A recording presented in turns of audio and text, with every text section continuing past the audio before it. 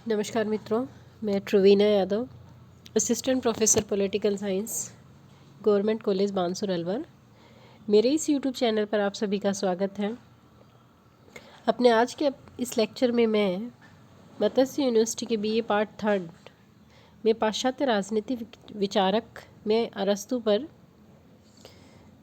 अध्ययन करेंगे। हम अरस्तु में हमने राज्य संबंधी, क्रांति, दास्तां संबंधी विचार हमने पहले ही पढ़ लिए हैं। आज के लेक्चर में हम ये देखेंगे कि अरस्तु को राजनीति विज्ञान का जनक कहा जाता है, यानी प्रथम राजनीति वैज्ञानिक की संज्ञा दी जाती है। उन्हें प्रथम राजनीति वैज्ञानिक या राजनीति विज्ञान का जनक यानी फादर ऑफ पॉलिटिकल साइंस क्यों कहा जाता है, इसके पीछे क्या तर्क है, क्या कारण है, ये हम इस लेक्चर में देखेंगे। देखिए, अरस्तु ने मैंने जब प्लेटो पढ़ाया था तो आपको बताया था कि प्लेटो को प्रथम राजनीति दार्शनिक की संज्ञा दी जाती है, अरस्तु को प्रथम राजनीति वैज्ञानिक की संज्ञा दी जाती है। अंतर है, इन चीज़ों को आप याद रखना।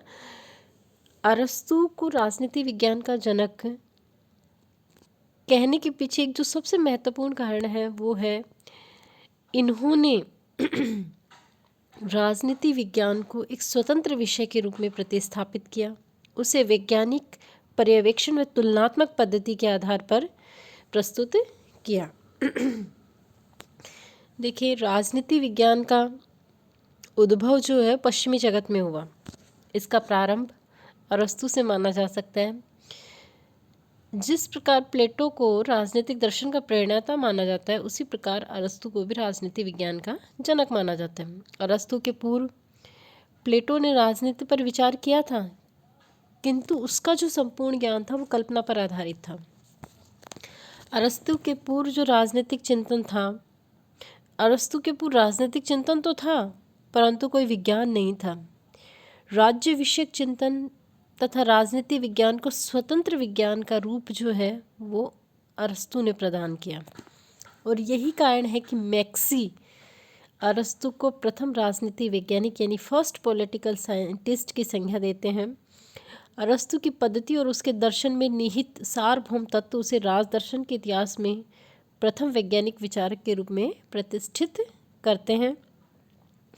सर्वप्रथम अरस्तु ने आगमनात्मक पद्धति, देखिए प्लेटो ने निगमनात्मक पद्धति अपनाई थी।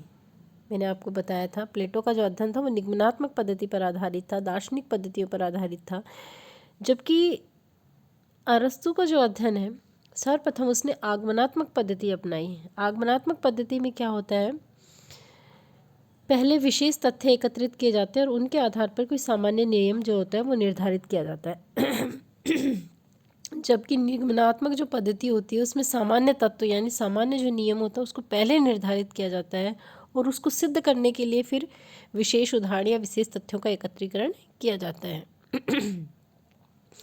तो अरस्तु ने सर्वप्रथम आगमनात्मक पद्धति का प्रयोग किया। विश्लेषणात्मक पद्धति, साथ ही पर्यवेक्षणात्मक पद्धति और तुलनात्मक पद्धति का प्रयोग भी अरस्तु ने किया, जो यथार्थता और व्यवहारिकता पर बल देती है। तुलनात्मक पद्धति में हम देखेंगे कि आगे जब पढ़ेंगे हम कि अरस्तु ने विश्व के 158 देशों का संविधानों का अध्ययन किया और उसके आधार पर उसने एक आदर्श शासन प्रणाली के संदर्भ में, जिसे उसने मिश्रित संविधान या मिश्रित शासन प्रणाली की संज्ञा दी है, भी प्रस्तुत करता है। उसका जो विश्लेषण है विश्व के 158 देशों के, उस समय 158 देश नहीं थे, वहाँ के जो नगर राज्य थे 158, उनके अध्ययन के आधार पर उसने प्रस्तुत किया था। अरस्तु राजनीति विज्ञान का जन्मदाता और विकास करता है। उसके द्वारा जो विचार दिए गए हैं वो आज भी प्रासंगिक हैं। अब हम देखते हैं कि किसके पीछे क्या क्या तर्क है, एक एक करके। पहला है विषय के प्रति वैज्ञानिक दृष्टिकोण। बिल्कुल, अरस्तु ने विषय यानी राजनीति विज्ञान के प्रति वैज्ञानिक दृष्टिकोण अपनाया। अपने महान ग्रंथ पॉलिटिक्स में सर्वप्रथम उसने पर्यवेक्षणात्मक व तुलनात्मक पद्धति का सहारा लिया। विश्व के 158 देशों के संविधानों का उसने अध्ययन किया और उनके तुलना के आधार पर उसने एक आदर्श शासन प्रणाली की बात कही।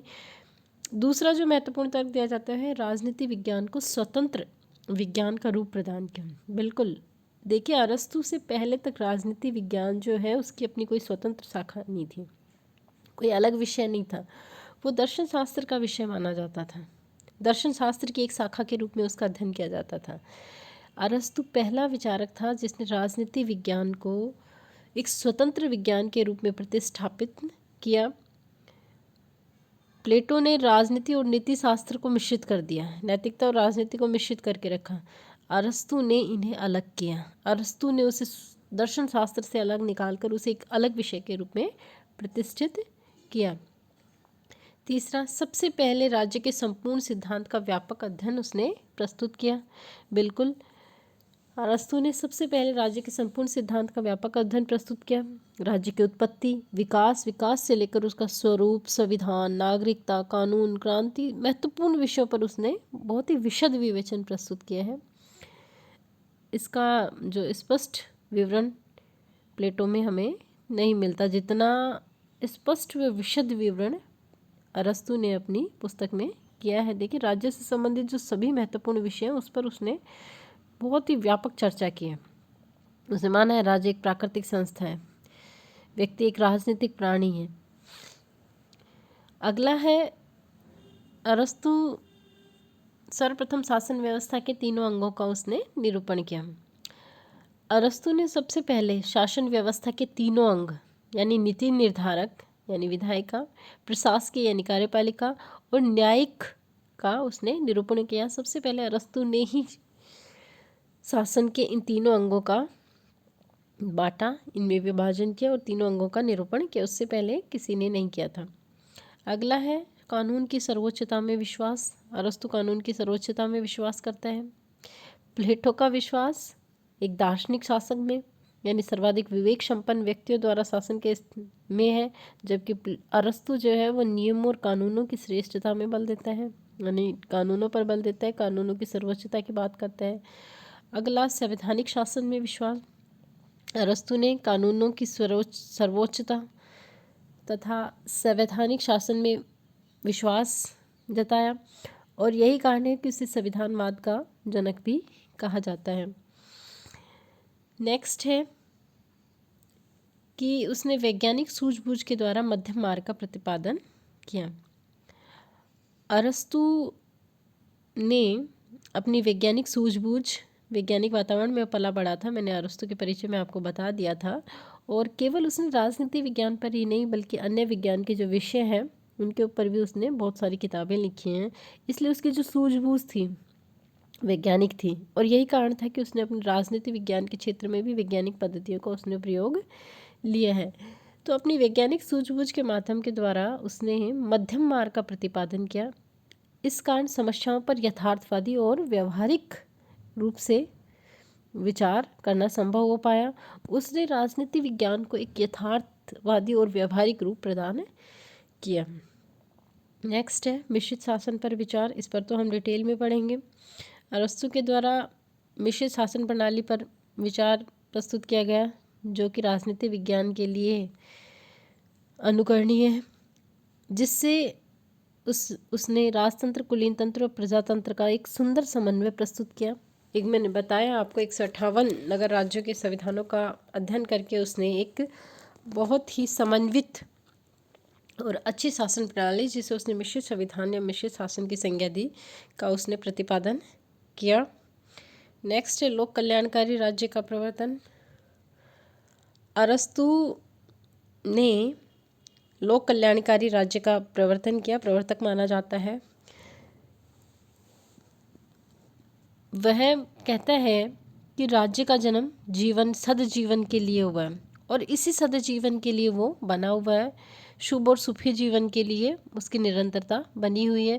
वो कहता भी है कि राज्य इतना आवश्यक है कि यदि कोई व्यक्ति राज्य में नहीं रहता, तो उसका एक महत्वपूर्ण कथन है कि यदि कोई व्यक्ति राज्य में नहीं रहता तो या तो वो निरापशु है या फिर वो देवता है। यानी व्यक्ति का जो अच्छा जीवन है, सदजीवन है, वो राज्य में ही हो सकता है, उसके अलावा नहीं। राज्य की जो उत्पत्ति हुई है वो सदजीवन के लिए ही हुई है। इसलिए उसने एक लोक कल्याणकारी राज्य का प्रतिपादन किया। अगला, राज्य में न्याय और शिक्षा को उसने पर्याप्त महत्व दिया। उसने आप अपन जब इसका पढ़ेंगे अरस्तु के डिटेल में जब हम आगे बढ़ेंगे तो हम देखेंगे उसके न्याय और शिक्षा से संबंधी भी महत्वपूर्ण विचार हैं। एक बहुत ही सुसंस्कृत समाज के लिए उसने न्याय को बहुत महत्वपूर्ण माना है और राज्य के नागरिकों में संविधान और राज्य के प्रति निष्ठा की उसने अपेक्षा की है, जिसमें सबसे महत्वपूर्ण भूमिका शिक्षा की होगी। यानी यदि राज्य में, वही प्लेटो वाली बात है, यदि राज्य में न्याय स्थापित करना है, यदि राज्य में कल्याण स्थापित करना है, लोगों का कल्याण करना है, तो इसके लिए सबसे जो महत्वपूर्ण भूमिका है वो शिक्षा की है। इसलिए शिक्षा को भी उसने राज्य के कल्याण के लिए, राज्य के विकास के लिए एक महत्वपूर्ण साधन के रूप में माना है। ये थे कुछ महत्वपूर्ण तर्क जिनके आधार पर हम कह सकते हैं कि अरस्तु राजनीति विज्ञान का जनक था। अर्थात देखिए, प्लेटो ने भी राजनीति विज्ञान पर विचार किया, प्लेटो ने भी विचार अपने प्रस्तुत किए, लेकिन प्लेटो ने उसको एक व्यवहारिक यथार्थवादी वैज्ञानिक रूप प्रदान नहीं किया। क्यों? पहली बात तो उसे दर्शन शास्त्र से अलग नहीं कर पाया, उसने राजनीति और नैतिकता को यानी नीति शास्त्र को मिक्स कर दिया। दूसरी चीज़, प्लेटो की जो अध्ययन की जो पद्धतियाँ थी वो दार्शनिक पद्धतियाँ, निगमनात्मक पद्धतियाँ थी जिनके आधार पर वैज्ञानिक अध्ययन प्रस्तुत नहीं किए जा सकते। और प्लेटो का जो अध्ययन था वो पूर्णतः कल्पना पर आधारित था। उसने आदर्श राज्य का विचार दिया, दार्शनिक शासन की बात कही, लेकिन वो उसे व्यवहारिक स्तर पर नहीं उतार पाया, उनके व्यवहारिक स्तर पर लागू नहीं कर पाया। दार्शनिक शासक का जो विचार था उसने व्यवहारिक स्तर पर नहीं लागू कर पाया, तो उसके जो विचार थे वो पूर्णतः कल्पना आधारित थे, उसके जो विचार थे वो व्यवहारिक रूप नहीं ले पाए। और इतना राज्य के संबंध में इतना विशद विवेचन जो है वो प्लेटो प्रस्तुत नहीं कर पाया जितना विशद विवेचन अरस्तु ने किया है। इसलिए प्लेटो को राजनीति विज्ञान का जनक या फादर ऑफ पॉलिटिकल साइंस न मानकर अरस्तु को फादर ऑफ पॉलिटिकल साइंस माना जाता है, क्योंकि उसने एक तो राजनीति विज्ञान को एक अलग विषय के रूप में प्रस्तुत किया, उसे एक वैज्ञानिक यथार्थवादी व व्यवहारिक रूप प्रदान किया, उसके अध्ययन में वैज्ञानिक व विश्लेषणात्मक तुलनात्मक पद्धतियों का उसने प्रयोग लिया, राज्य का बहुत ही विशद व विस्तृत स्वरूप उसने विवेचन किया, राज्य के बहुत ही विस्तृत विवेचन किया उसने। तुलनात्मक पद्धतियों के आधार पर उसने एक आदर्श शासन प्रणाली की बात कही, एक मिश्रित शासन प्रणाली की उसने रचना की। और साथ ही अरस्तु ने सर्वप्रथम लोक कल्याणकारी राज्य का स्वरूप भी निर्धारित किया। राजनीति विज्ञान को नैतिकता से पृथक करने का कार्य भी अरस्तु ने किया। इसलिए और अरस्तु के द्वारा जो विचार दिए गए हैं वो आज भी वर्तमान संदर्भ में भी प्रासंगिक है। यही कारण है कि आज भी उन विचारों का बहुत अधिक महत्व है। यही कारण है कि हम आज भी उन विचारों को पढ़ रहे हैं और कहीं ना कहीं जो विचार हैं वो लागू हो रहे हैं। अरस्तु ने शासन के 3 अंग बताए, वह शासन के 3 अंग आज भी हमें सभी राजनीतिक व्यवस्थाओं में देखने को मिलते हैं, विधायिका, कार्यपालिका, न्यायपालिका के रूप में, जो अरस्तु बहुत पहले बता गया था। ये विभाजन प्लेटो ने प्रस्तुत नहीं किया, अरस्तु ने सबसे पहले प्रस्तुत किया। तो उसके द्वारा जो बचाए गए विचार थे वो बहुत अधिक महत्व रखते हैं, बहुत अधिक प्रासंगिक हैं। यही कारण है कि हम उनका आज भी पढ़ रहे हैं। तो अंत में निष्कर्ष से हम कह सकते हैं इन सभी तर्कों के आधार पर कि अरस्तु प्रथम राजनीति वैज्ञानिक और राजनीतिक विज्ञान का जन्मदाता है। वैज्ञानिक पद्धति का प्रयोग जो आज भी प्रासंगिक है, उसने जिन विषयों पर भी किया तथा अपने सिद्धांत दिए वो आज भी उसी प्रकार प्रासंगिक हैं, उसी प्रकार सही हैं, उसी प्रकार महत्वपूर्ण है।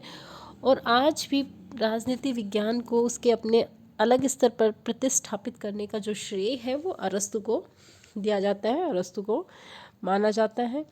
यही कारण है कि अरस्तु फादर ऑफ पॉलिटिकल साइंस कहलाता है, यानी राजनीति विज्ञान का पिता, राजनीति विज्ञान का जनक, प्रथम राजनीतिक वैज्ञानिक की संज्ञा अरस्तु को दी जाती है। और ये तो आपको पता ही है कि अरस्तु के राजनीति संबंधी जो विचार हैं वो उसकी पुस्तक पॉलिटिक्स में मिलते हैं, जिस पर उसने बहुत ही विस्तार से प्रत्येक विषय के ऊपर चर्चा की है।